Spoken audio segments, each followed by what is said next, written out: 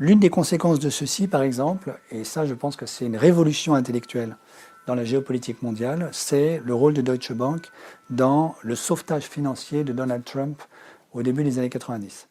C'est quelque chose qui a été montré par un historien américain qui s'appelle Timothy Snyder, qui est prof à Yale et qui a écrit un bouquin que je vous recommande vraiment, que j'ai lu il y a 2 ans, qui s'appelle The Road to Unfreedom, donc le chemin de la servitude, où Snyder montre ceci. Au début des années 90, Trump était complètement défait financièrement, parce que vous savez que c'est un très mauvais businessman.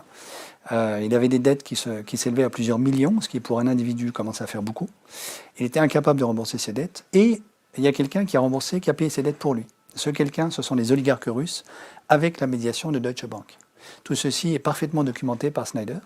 Et donc la conséquence de ça, c'est qu'il est difficile aujourd'hui d'écarter l'hypothèse que Trump à son corps défendant ou non, peu importe la question de la conscience qu'il a, serait piloté par les oligarques russes. Et donc maintenant, si vous avez cette clé de lecture... Un mot sur Poutine alors ? Oui, alors la question c'est, derrière les oligarques russes, évidemment, il y a Poutine. Ce que montre Snyder, c'est que Poutine est un type extrêmement dangereux, dont l'idéologie politique aujourd'hui est inspirée par un gars qui s'appelle Ivan Alexandrovitch Ilyin, qui est le grand idéologue fasciste russe des années 20, et c'est lui qui a théorisé l'idée du panslavisme militarisé russe qui doit occuper la totalité de l'Europe. C'est ça, l'arrière-fond idéologique de Poutine. Ilyin est le seul gars que cite Poutine de manière récurrente dans ses discours publics, et c'est un type, franchement, dont l'arrière-fond intellectuel, politique, idéologique est vraiment très, très nauséabond. Ce qui ne fait absolument pas peur à Poutine.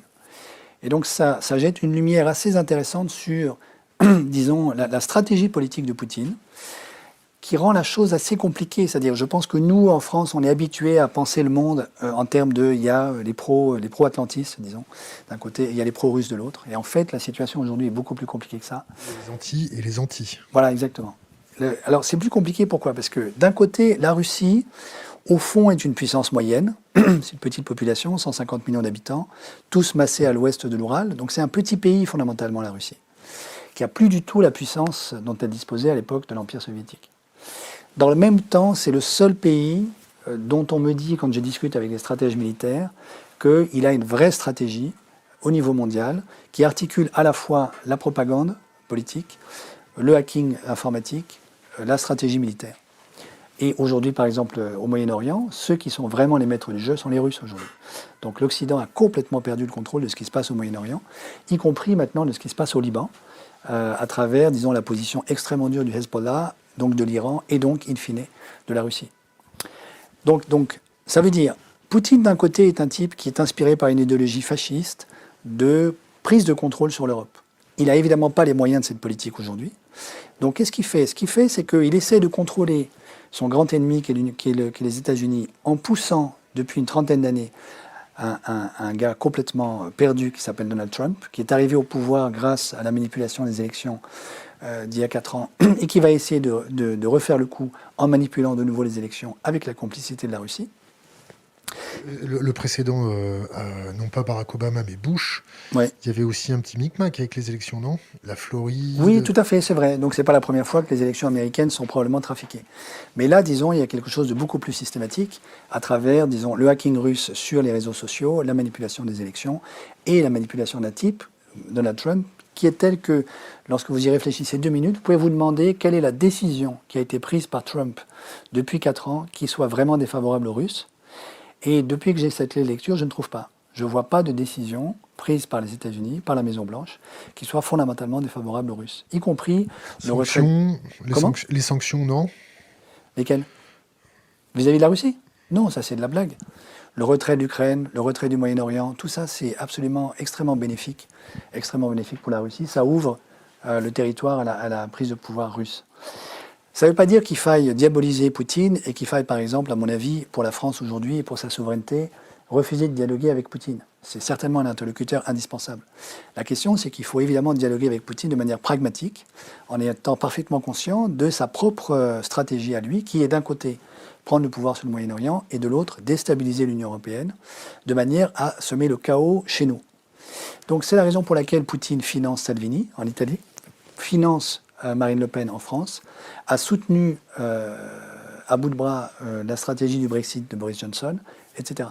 Donc c'est ça aujourd'hui. Alors, on ne peut plus, à mon avis, penser la géopolitique mondiale depuis la France en termes complètement simplistes de Atlantis d'un côté, pro-russe de l'autre.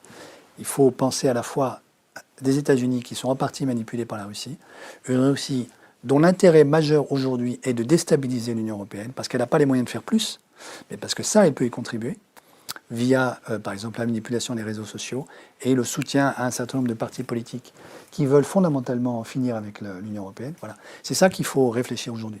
Et ça veut dire qu'on a repensé complètement la géopolitique française, parce que je ne suis pas sûr du tout qu'au Quai d'Orsay, on ait complètement intégré cette nouvelle donne. Trump a compris une chose, c'est que l'autonomie des États-Unis passe par recouvrer sa souveraineté, passer par un protectionnisme commercial vis-à-vis de la Chine. Donc Trump ne croit plus du tout, et il a raison sur ce plan-là, disons, aux légendes qui tournent autour du libre commerce et du libre-échange, même s'il n'a jamais étudié ces questions, évidemment.